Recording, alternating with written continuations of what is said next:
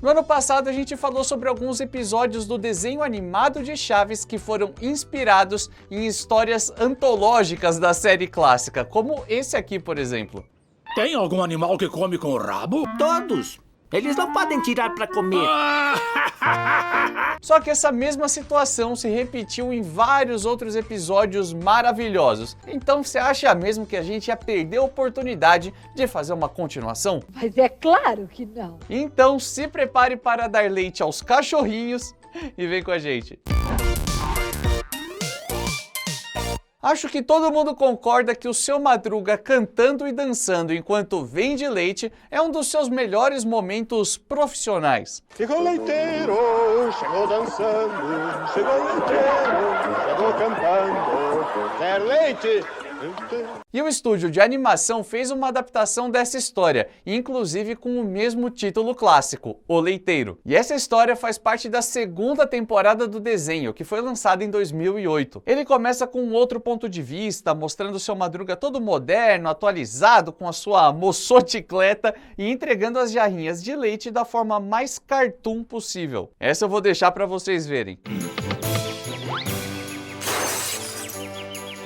E ele consegue piorar o que já estava ruim, enchendo de leite uma correspondência. Pois é, ele abre uma carta, enche de leite e manda bala.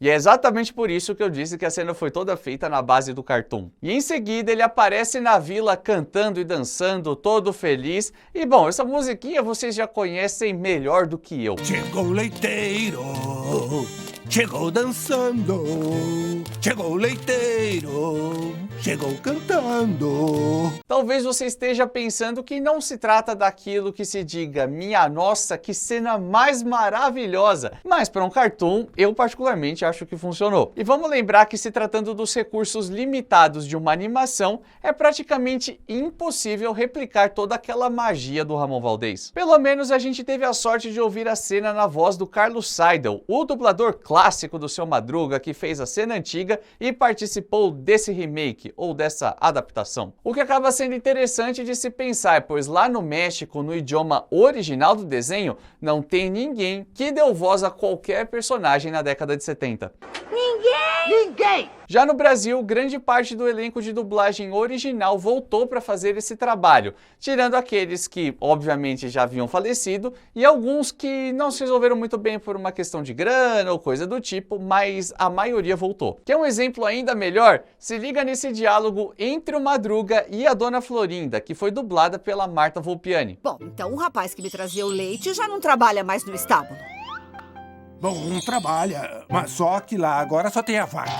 É que ele está de férias. Bom, retiro o que eu disse. Eu não sei se esse foi o melhor exemplo e talvez você ficou igual ao Chaves. Eu só não te dou a resposta que merece por uma boa razão.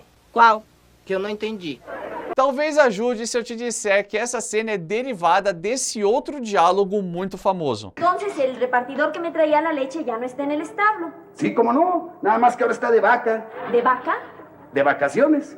Pra quem não é assim um troglodita, fica tranquilo que eu explico. A Dona Florinda pergunta se o fornecedor antigo não estava mais trabalhando no estábulo, e o Seu Madruga responde que sim, ele continua trabalhando no estábulo. Só que ele está de vaca, ou seja, vacaciones, que em espanhol significa férias. E é aí que mora a piada, pois o Seu Madruga dá a entender para sua vizinha que ele continua trabalhando no estábulo agora na função de vaca. E esse trocadilho de vaca e vacaciones é aquele exemplo clássico que só funciona em espanhol. Mas a dublagem brasileira arranjou uma ótima alternativa para fazer a piada funcionar com apenas alguns ajustes. E você deve se lembrar do que eu tô falando. Pois era o outro que foi viajar que me trazia o leite bom, de fé. Ah, sim. Ele faz tudo com muita fé. Com fé? É, tá de férias. Afinal de contas, mesmo não sendo algo muito falado hoje em dia, eu mesmo lembro que até em um certo vídeo eu falei, leite de fé, de onde tiraram isso? Quando eu parei pra pensar, e até algumas pessoas comentaram aqui no canal que era um jeito mais antigo de se falar de algo muito tradicional, eu pensei, olha, que adaptação brasileira maravilhosa. Eu fui convencido que sim, é de tirar o chapéu. Passe bem, hein?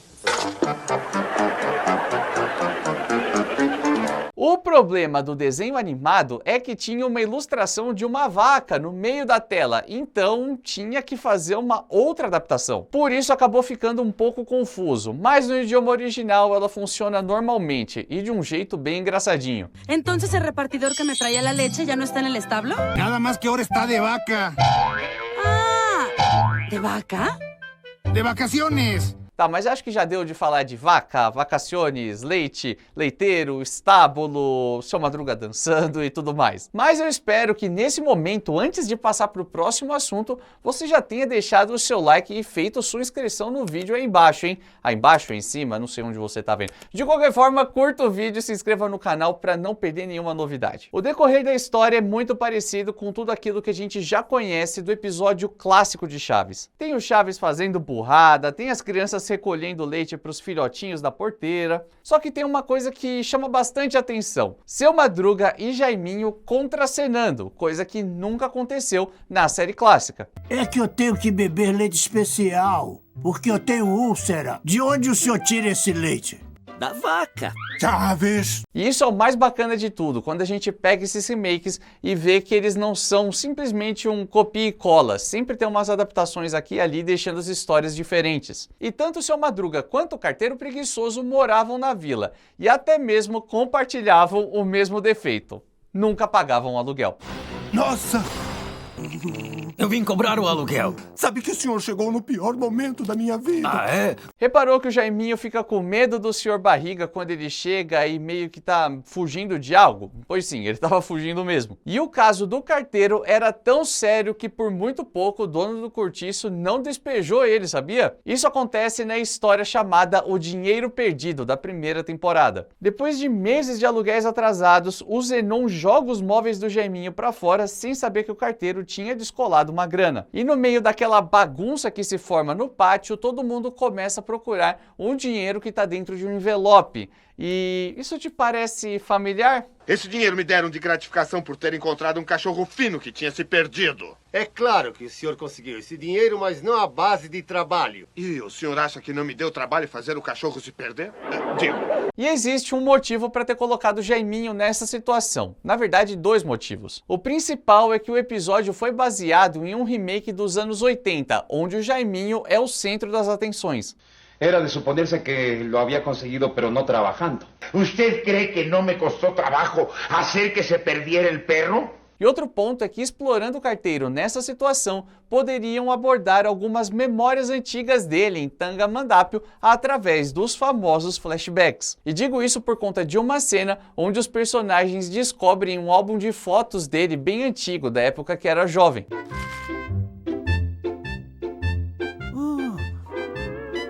Olha, esse é o Jaiminho de sunga. E aqui a gente descobre quem é o dono do cachorro que o Seu Madruga ou o Jaiminho encontraram para receber a recompensa. E o senhor acha que não me deu um trabalhão danado fazer com que o cão se perdesse?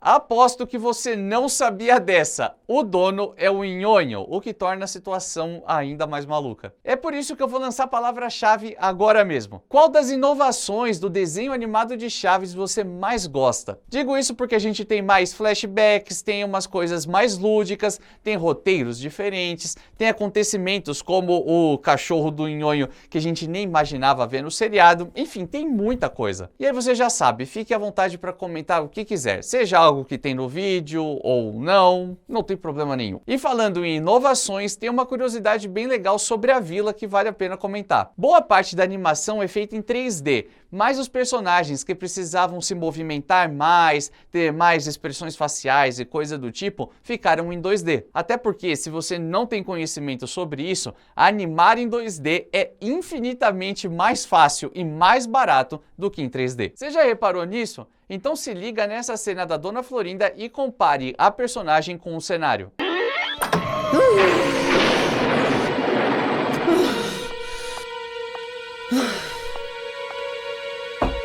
E o fato da vila estar em 3D acabou obrigando que ela tivesse uma aparência mais padrãozinho, digamos assim, com as vidraças todas chiques, barril diferente e tal. Não lembra muito aquele pobre e humilde cenário original que às vezes não era levado a sério, nem mesmo pelos próprios atores. E anda com esse saco de terra! Anda logo! E por conta disso, faria todo sentido se tivesse um episódio da fase clássica onde os vizinhos precisassem reformar a fachada, certo? E algo nessa linha rolou em Os Hóspedes do Sr. Barriga, de 79. O que vocês acham?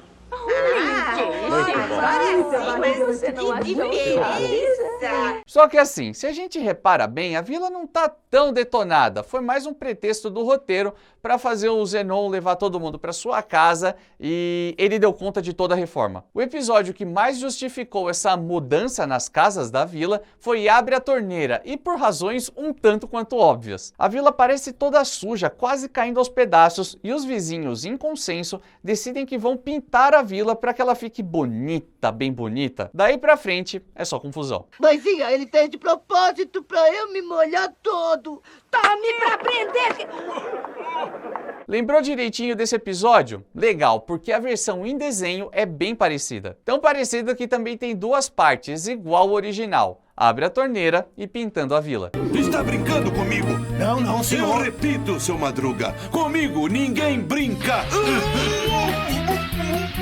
Chaves, fecha a torneira. O que acaba sendo um pouco estranho, porque aquela vila bonitíssima que funcionava perfeitamente antes se torna inutilizável. Não parece algo que aconteceria espontaneamente, mas também quem vai querer ficar colocando tanta lógica em um desenho animado? Mas também temos algumas cenas bem legais, como por exemplo o final. Os vizinhos terminam de pintar as paredes e vemos a obra-prima máxima do Chaves. E tudo ficou muito bom. E quando digo tudo, me refiro também a isso.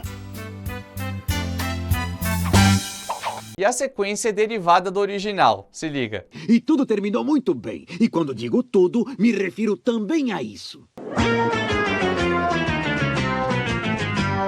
E caso você esteja boiando agora e pensando, mas Renan, de onde você tirou isso? Eu assisti Chaves a vida inteira e nunca vi esse episódio, nunca vi essa cena, nunca soube que isso aconteceu. Se você tá com esse pensamento, fica tranquilo, porque de certa forma você tem razão. Isso porque sempre que o SBT exibia o Abre a Torneira, logo depois eles passavam o episódio onde o Seu Madruga tá rebocolando as paredes. É aquele do leite de burra que se passa todo no segundo pátio com aquela obra rolando e você deve se lembrar. Só que uma história não tem nenhuma relação com a outra. Abre a torneira é uma coisa, o leite de burra é outra. A real continuação é o Pintando a Vila, que estreou no SBT somente em 2014. E é nessa segunda e última etapa que, depois de muito esforço, eles conseguem renovar a vila.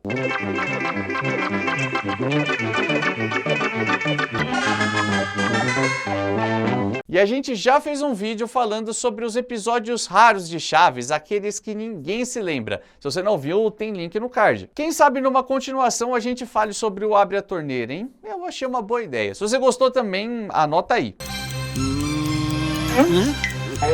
E agora, com o seu biquíni, chegou a hora de falar sobre o sol, a vida, o ar. É claro que eu tô falando de Acapulco.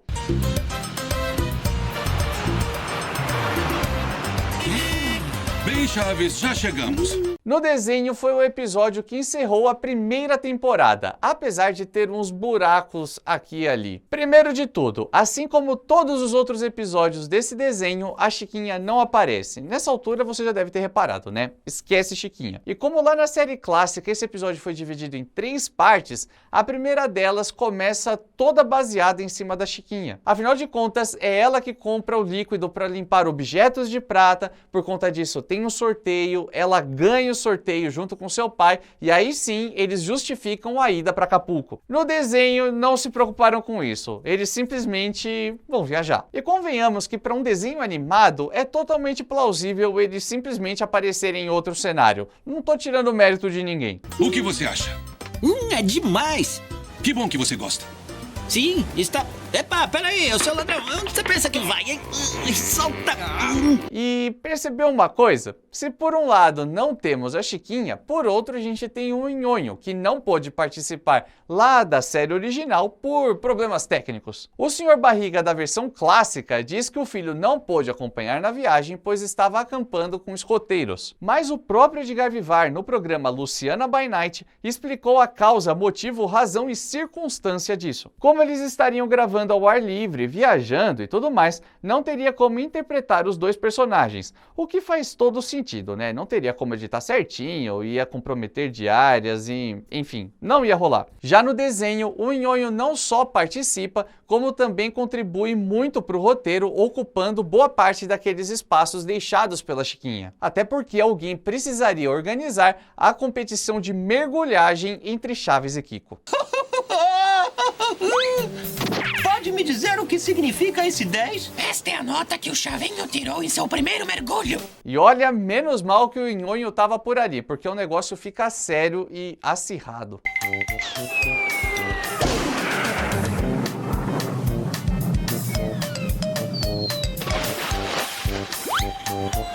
E vamos combinar uma coisa. É perigoso fazer releitura de um episódio tão único como Acapulco, até porque é a única história do Chaves gravada 100% fora de um estúdio. Fora que o cenário de Acapulco é belíssimo e cheio de detalhes, impossível emular. Mas assistindo a essa releitura do desenho animado, eu chego na conclusão de que é simpático. Boa noite, Chaves! Boa noite, meus amigos! E assim, eu já disse isso antes, mas eu torno a repetir. Se você tem mais ou menos a minha idade para mais, ou seja, de 30 para cima, provavelmente você assiste os episódios do desenho animado de Chaves pensando: ah, mas o original era muito melhor. Ah, mas isso aqui é muito infantilizado. Ah, mas os personagens não eram assim. Ah, mas a magia se perde. Galera, tudo isso é compreensível e assim, todo mundo sabe. Vamos lembrar que uma coisa é o seriado dos anos 70, dentro daquele momento feito para um público específico. As obras do Chespirito inicialmente não tinham nenhuma relação com o público infantil diretamente, e o desenho animado é bem diferente. Foi feito muitas décadas depois, com uma outra tecnologia que já estava disponível, para um público mais jovem, uma tentativa de aproximar essa galera desse universo. Enfim, muitos pais que consumiram Chaves e Chapolin na década de 70 viram a chance de passar o bastão para os seus filhos que estavam consumindo em formato de desenho animado já na década de 2000. Dito tudo isso, acho que Acapulco cumpre bem a sua missão. De acordo. Tanto não é ruim que ele encerrou a primeira temporada, e isso mostra muito bem todo o carinho e respeito que eles tiveram com os episódios praianos de Chaves, que mora no coração de todo mundo. Só de falar de Acapulco eu emociono. E pode parecer besteira, pode parecer até teoria da conspiração, mas você já parou pra pensar por que será que a gente ama tanto esses episódios? Isso, por quê? E eu fui atrás de vários pontos e reuni um monte de coisa que embasa a teoria de por que nós amamos tanto assim Acapulco. Eu sei que tem muita coisa que você vai se identificar, então é só clicar aqui do lado e assistir. E a gente se vê no próximo vídeo nessa mesma hora e nesse mesmo canal.